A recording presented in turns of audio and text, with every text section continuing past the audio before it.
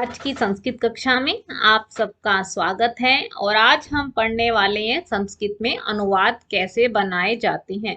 क्योंकि किसी भी भाषा को जानने के लिए पहले उसके व्याकरण का ज्ञान आवश्यक होता है, और हम पिछले कई लेक्चर से शब्द रूप धातु रूप को जान रहे हैं।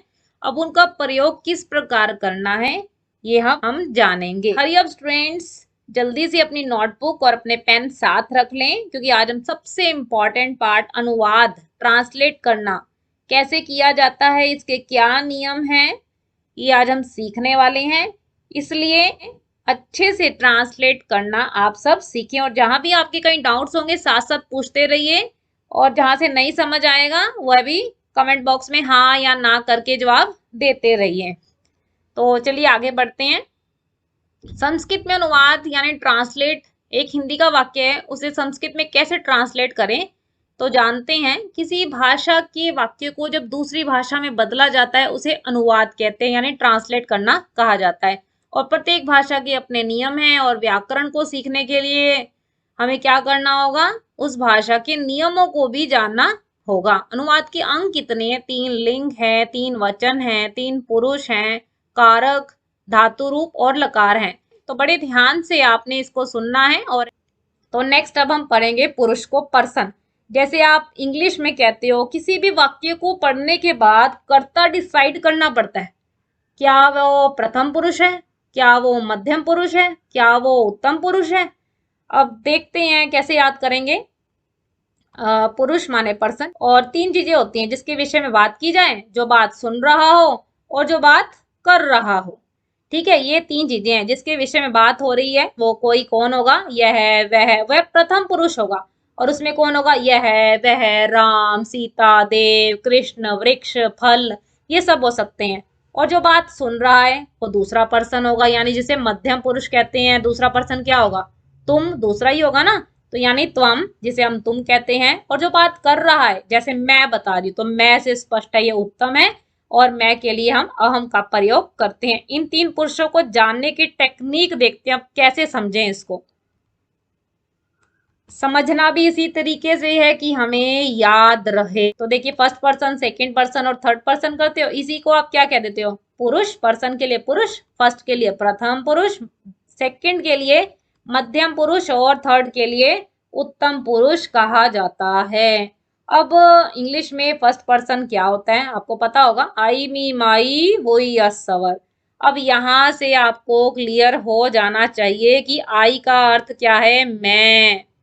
ठीक है, वही असवर, हम की बात की है, मैं, हम की जब बात की है तो कौन सा पर्सन होएगा, मैं, मतलब आई, फर्स्ट। नेचुरली हम अपने आप को फर्स्ट और ग्रेट ही मानते हैं, और इसको संस्कृत में याद करने के लिए भी मैं यानी श्रेष्ठ ही हूं, तो उसको याद करने का तरीका देखिए, यानी ये उत्तम पुरुष है। ये कनेक्ट हुआ बस, यहाँ फर्स्ट वाला और ये उत्तम, दोनों तरीके से आप याद रखिए। फर्स्ट में भी हम अपने आप को सदैव नंबर 1 ही कहते हैं, और अगर उत्तम का अर्थ श्रेष्ठ है तो वहां पे भी मैं अपने आप को श्रेष्ठ ही कहता हूँ या कहती हूँ। तो यहाँ पर आप देखिए, मैं के लिए क्या प्रयोग है, अहम। ठीक है, और अगर मैं शब्द रूप की बात करूं तो यहाँ पे अस्मत् शब्द रूप होता है, अहम, आवाम, वयम। ये संख्या बता रहा है, 1 है तो मैं है, ठीक है, 2 है तो आवाम है, और वयम यानी हम सब का प्रयोग है। सेकेंड पर्सन देखिए, यू, योर, योर्स। यू माने तुम होता है, तो अब आपका तुम कहाँ पर आएगा, यहाँ पर देख लीजिए, मध्यम पुरुष, ये एज इट इज है। और इस शब्द रूप का नाम है आपका युष्मत शब्द रूप, जहां पे कहते हैं त्वम, युवाम, यूयम। तुम दोनों और तुम सब। क्लियर, यानी यहाँ पे कोई परिवर्तन आपको नहीं याद रखना, जो वहां इंग्लिश में सेकंड पर्सन है यहाँ पे वही मध्यम पुरुष है। थर्ड पर्सन देख लेते हैं, वहां पे कहता है he, she, it, they, them, there. अब क्लियर है, ही, शी, इट, वह, यह, राम, श्याम, सीता, गीता। ठीक है, तो ये सब आपके थर्ड पर्सन में है, और ये आपके कहाँ जाएंगे, संस्कृत में प्रथम पुरुष में आ जाएंगे। अब इसके लिए हम क्या प्रयोग करते हैं, यह, वह, इन सब के लिए सर्वनाम प्रयोग होता है, और तद वह को बताता है, एतद यह को बताता है, किम क्या है, सर्व है। तो ये पुल्लिंग, स्त्रीलिंग, नपुंसकलिंग 3 प्रकार से एक शब्द रूप चलता है। और संज्ञा में, आप संज्ञा स्पष्ट है, आप बचपन से पढ़ते आ रहे हैं, किसी व्यक्ति, वस्तु, स्थान के नाम को कहते हैं, जैसे बालक, राम, लता, नदी, फल इत्यादि की बात की गई है। तो ये चार्ट आपको याद रखना बहुत जरूरी है, बहुत इंपॉर्टेंट पार्ट है। इस जब वाक्य अनुवाद की बात होगी तब हमें पता ही नहीं चलता भी कौन से पर्सन की बात कर रहे हो, फर्स्ट है, सेकंड है या थर्ड पर्सन है। तो वो पहले आपका क्लियर होना चाहिए ताकि आपके लिए वाक्य निर्माण करना बहुत आसान हो जाए। फिर तो इसको सीखने के बाद आपकी कोई भी डाउट, कोई क्वेरी है तो आप पूछ सकते हैं। आपकी कोई सजेशन हो नेक्स्ट टॉपिक और नेक्स्ट लेक्चर के लिए, वह भी आप कमेंट बॉक्स में बता सकते हैं। इसके नोट्स आपको डिस्क्रिप्शन बॉक्स में प्रोवाइड किए गए हैं, आप डाउनलोड करके उसे अच्छे से पढ़ सकते हैं।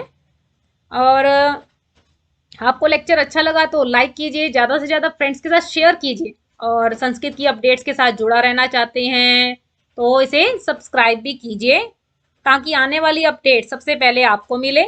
तो मिलते हैं फिर नेक्स्ट टॉपिक के साथ, तब तक के लिए आप सबको हृदय से धन्यवाद। नमो नमः।